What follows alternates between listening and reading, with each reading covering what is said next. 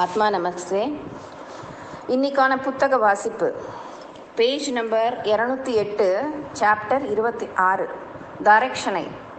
தாரக்ஷனை அப்படின்னா பாரியாளின் மீது ஆசை கொள்ளல். பாரியாள் அப்படின்னா வைஃப் என்னும் சித்தாந்த வசனங்களில் புருஷர்கள் பிரம்மச்சரிய விரதம் பூண்டு மோக்ஷாபேக்ஷை உடையவர்களாய் இருந்தால் சந்நியாசிரமமும், காமசுகத்தில் இச்சை உடையவர்களாய் இருந்தால் அக்னி சாட்சியாய் விவாகம் செய்து கிரகஸ்தாசிரமமும் கைக்கொள்ளல் வேண்டும். பிரம்மச்சாரியாய் இருந்து சந்நியாசம் பெற்றவர்கள் சாங்கியர்கள் என்றும், பிரம்மச்சாரியாய் இருந்து கிரகஸ்தாசிரமம் பெற்ற பிறகு சந்நியாசிரமம் பெற்றவர்கள் கர்மயோகிகள் என்றும் சொல்லப்படுவார்கள்.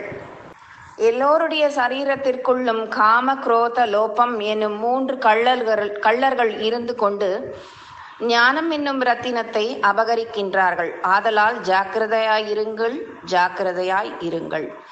தாய், தந்தை, பந்துக்கள், சகோதரர்கள், தனம், வீடு முதலானவைகளும் சாஸ்வதமாய் இருக்கப்பட்டவை அல்ல.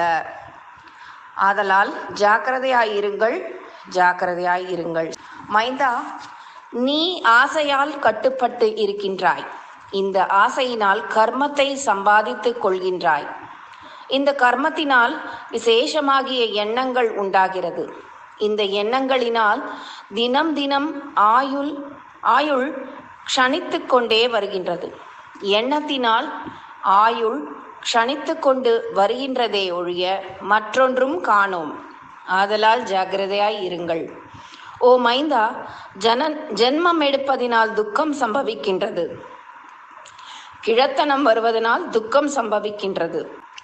மனைவியரால் துக்கம் சம்பவிக்கின்றது. சம்சார விஷயங்களினால் விசேஷ துக்கம் சம்பவிக்கின்றது.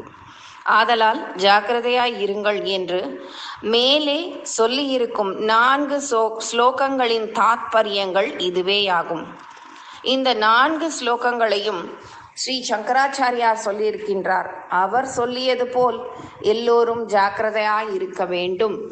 அப்புறம் ஒரு ஸ்லோகம், என்னும் பாண்டவ கீதா வாக்கிய ரீதியாய் சத்தியமே தாய், ஞானமே தந்தை, தர்மமே சகோதரன், தயையே சிநேகிதன், சாந்தியே பத்னி, பொறுமையே புத்திரன், இந்த 6 குணங்களும் உள்ளவனே முக்தனாவான் என்றால் சர்வ துக்க சாகரமாகிய பரம உபசாந்தி என்னும் மனைவியுடன் கூடி கிரீடித்து கொண்டு பிரம்மானந்த சமுத்திரத்தில் மூழ்கி இருக்கும் புண்ணிய புருஷன் ஜீவன் முக்தானால் சம்சார விஷய வியாபாரங்களும் மனோ விகாரங்களும் இல்லாதவனாய் சுகியாய் இருப்பான் என்பது சாஸ்திர பிரமாணம்.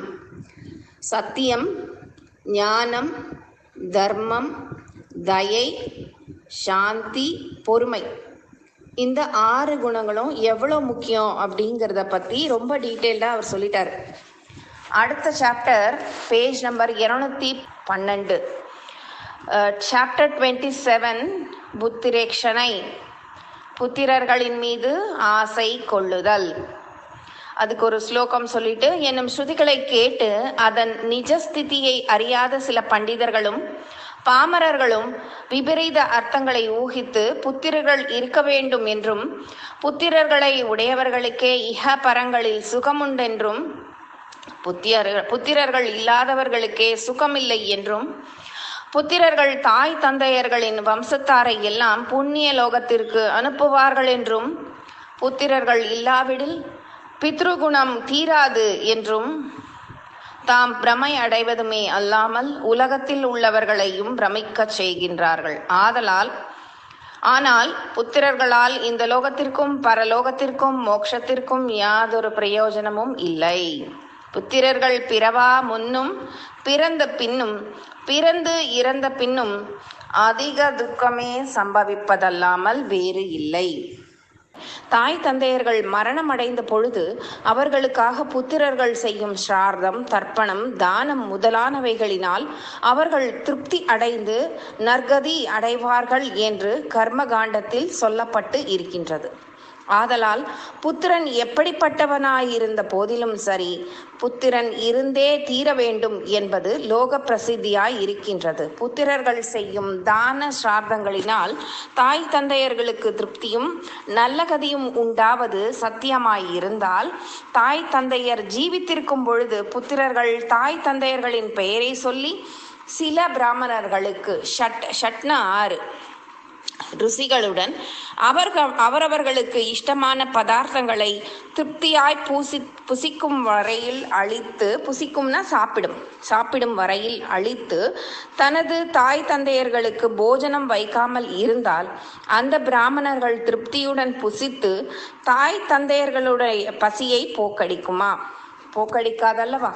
அப்படி இருக்க அவர்கள் மரணமடைந்த பின் அவர்களுக்காக புத்திரர்கள் செய்யும் சிராத்த தானாதிகள் அவர்களுக்கு திருப்தியையும் நல்ல கதியையும் எப்படி உண்டாக்கும்? ஆனால் பித்ருக்களை குறித்து செய்யும் சிராத்த தர்ப்பண தானாதிகள் வியர்த்தமா என்று கேட்கின்றீர்களோ என்ன? காரணம் இல்லாமல் காரியம் உண்டாக மாட்டா. ஆதலால் அவர்கள் பெயரை சொல்லி புத்திரர்கள் செய்யும் தானங்கள் அந்த புத்திரர்களின் நற்கதிக்கே காரணமாய் இருக்கின்றனவே அல்லாமல் வியர்த்தமாக மாட்டா.